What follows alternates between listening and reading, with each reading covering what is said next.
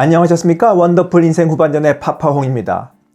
자식들 독립해 나가고 부부만 덩그러니 남게 되는 60 언저리에 닿으면 누구나 한 번쯤 이사를 가야 하나 하면서 생각하게 됩니다. 인생의 변화가 필요하기 때문이죠. 그래도 인생 이막은 자연과 버텨야 한다며 전원주택에 내려가 살기도 하고, 다른 누구는 병원이 가까운 병세권이 좋다며 그곳으로 갑니다. 전원주택 좋죠. 전원주택 살고 싶으신 분들은 꼭 한 달 살기부터 해보시고, 그래도 좋으면 장기 계약해서 살아보시길 권합니다. 절대로 전원주택 사는 거 아닙니다. 나중에 전원주택이 팔리지 않아 족쇄가 될 수 있기 때문입니다. 발이 묶여요. 사기는 쉬워도 팔기가 정말 어려운 게 전원주택입니다. 자식들한테 물려줘서 별장으로 쓰거나 세컨하우스로 쓰면 좋은 거 아니야? 하겠지만 자식들도 내려오지 않습니다. 부모님이 물려줬지만 이거 팔지도 않고 내려가 주말을 보내기도 멀고, 그런데 세금은 꼬박꼬박 나옵니다. 이거 애물단지죠. 자식들한테 골칫거리를 남겨주지 마십시오. 또 병세권에 살아야 좋다고 일찌감치 이사 가시는 분들도 있는데, 대체 나중에 얼마나 아프고 싶어서 그곳으로 이사를 갑니까?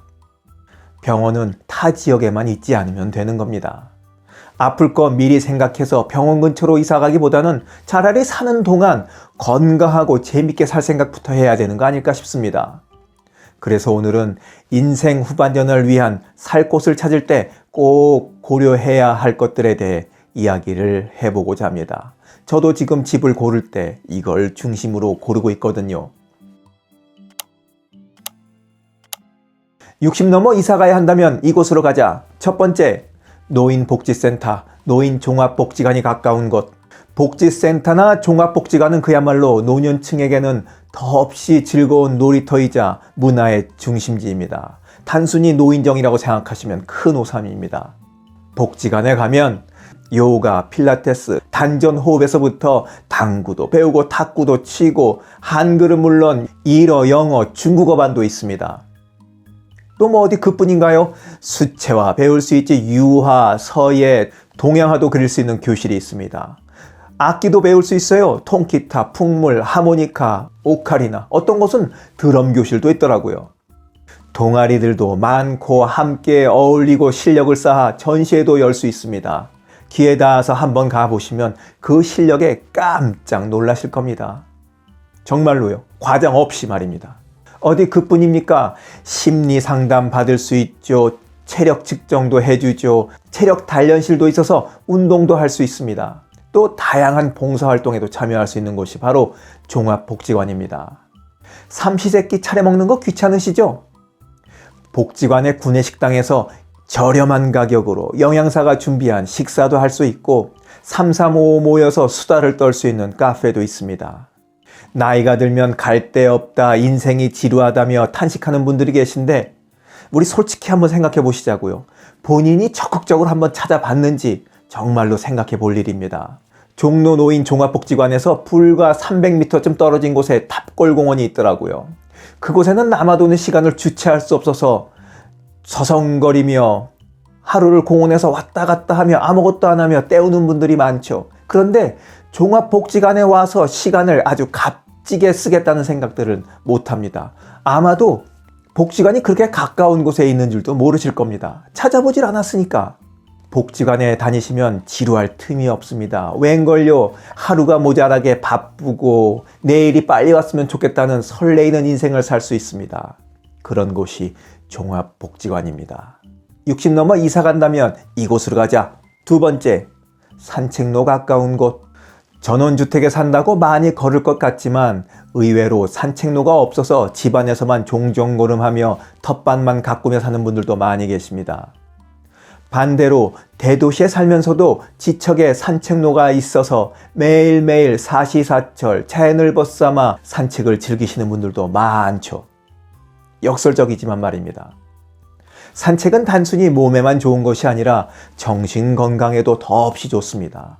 이런저런 고민이나 잡생각으로 정신이 사나울 때 산책을 하면 머리도 맑아지고 고민됐던 문제 해결 방안도 걷다 보면 어느새 반짝하고 떠오르는 경우가 많습니다. 또 사나웠던 정신도 가라앉고 분노가 일었다면 그런 마음도 차분해지죠. 모름지기 집 근처에 숲풀이 우거진 산책로가 있어야 합니다. 자동차 소음 들으면서 걷는 것과 숲풀 사이 길을 새소리 들으며 걷는 것과는 천지차이 아니겠습니까? 그런 길을 걸어야 인생 후반전이 건강하고 행복해집니다.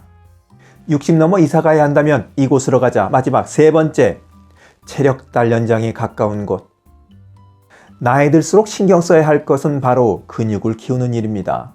남성이든 여성이든 근육을 의식적으로 만들지 않으면 점점 몸이 앙상해지고 구부정해지죠. 힘이 없으니 말입니다. 또 근육이 없으면 신진대사와 면역력도 떨어집니다. 쉽게 앓고 늦게 회복됩니다. 그러면서 몸도 축나죠. 집 근처 왔다 갔다 하는 산책로 중간에 어디쯤 체력 단련장이 있다면 그곳은 지상 최고의 산책로라 할 수 있겠습니다. 그런데 상당수의 분들이 산책만 하지 체력 단련장은 그냥 지나치는 경우가 많습니다. 사람들 왔다 갔다 하는데 거기서 매달려서 돌리고 잡아당기고 하기가 좀 남사스럽다는 생각이 드는 거죠. 하지만 그러시면 안 됩니다. 매일매일 조금씩이라도 매달려 보고 끌어당겨 보다 보면 몸의 체형이 하루하루 달라집니다. 산책로에 체력 단련장이 없다면 시나 구에서 운영하는 국민체육센터, 시민체육센터 가까운 곳도 좋습니다. 이곳에 가면 경제적인 비용으로 수영도 할 수 있고 헬스장도 이용할 수 있습니다. 또 탁구와 배드민턴도 즐길 수 있는 곳도 있죠. 나이가 들면 제일 먼저 가져야 할 취미는 바로 운동이지 않겠습니까? 그러자면 가까운 곳에 눈이 오나 비가 오나 운동할 수 있는 여건을 만드는 것이 중요합니다. 어떻습니까? 집 근처에 이런 곳들이 있다면 최고이지 않을까요?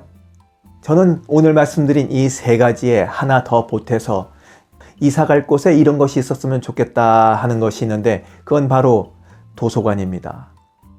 요즘 시립도서관, 구립도서관 다 좋죠. 숲속에 작게 짓는 숲속 도서관들도 많더라고요. 집 근처에 그런 곳이 하나쯤 있으면 정말 치유가 되는 곳이지 않을까 싶습니다.